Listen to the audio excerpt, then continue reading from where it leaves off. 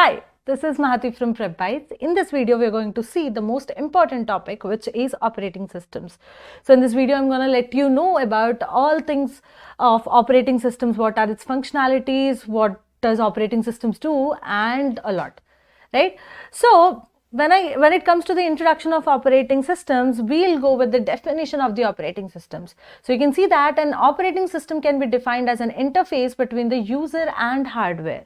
So just look at the block diagram. Here you can see that this is our operating systems and this is the application we are using, right? So whoever users who are using the applications, there might be multiple, there might be single, whoever, so they need not to write probably a large code for every single command they are giving to the computers, their laptops, or whatever they're using, right? So these users actually, if they want to print, if they want to scan, if they want to do anything with the hardware devices, or let's just say anything with the other parts of the computer, this OS makes it so easy, right? So how it reduces the effort of writing individual code program for every command. I've already told you, so for passing every command, there is no need to write a large amount of code, right? Not wasting our time.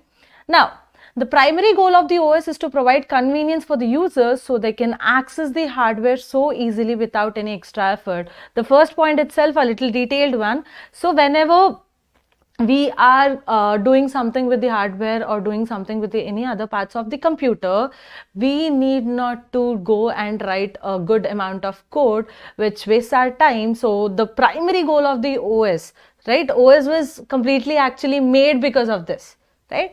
Now, it is expected that whatever the operating system which is going to be used must have a high convenience and high throughput. Now, whatever the operating systems, every time we look for a system, we look for a laptop or anything, the one of the most seen things is what kind of OS is installed, right? So whatever the OS we use, whatever the operating systems we have in our computers must have high convenience and high throughput, right? Now what is this throughput? So throughput can be simply defined as number of tasks that are executed in a particular amount of time, which is a performance by rate, performance by result kind of thing. So that's throughput.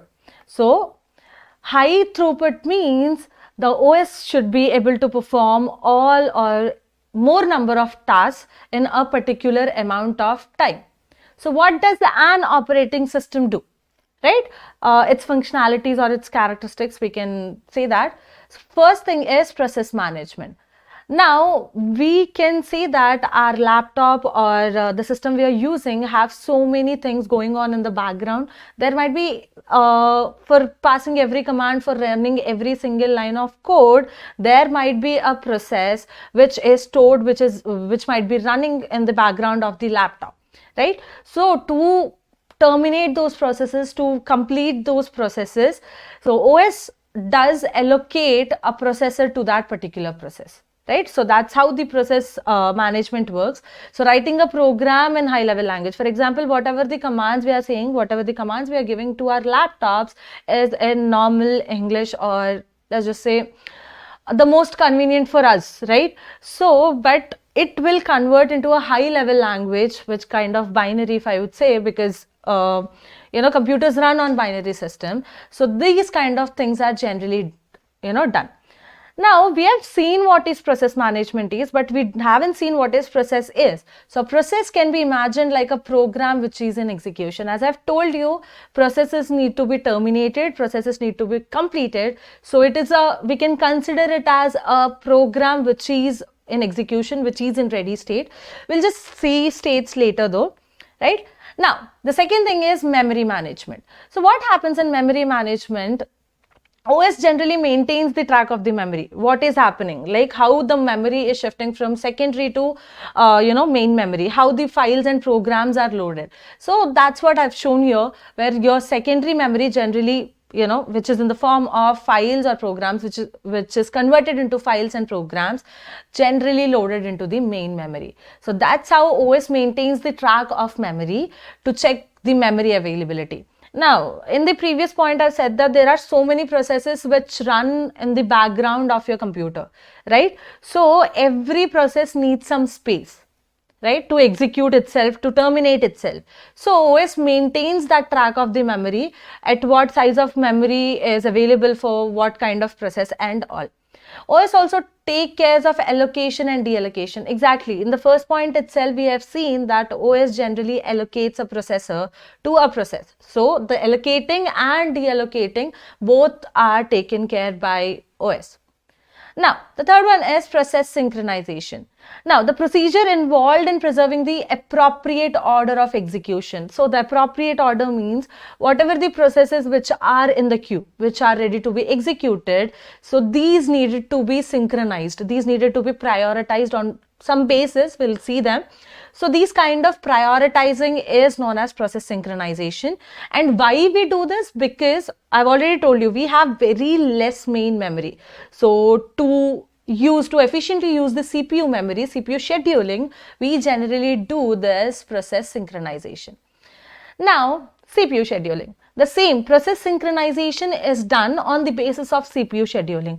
How the memory is happening, keeping the track of memory.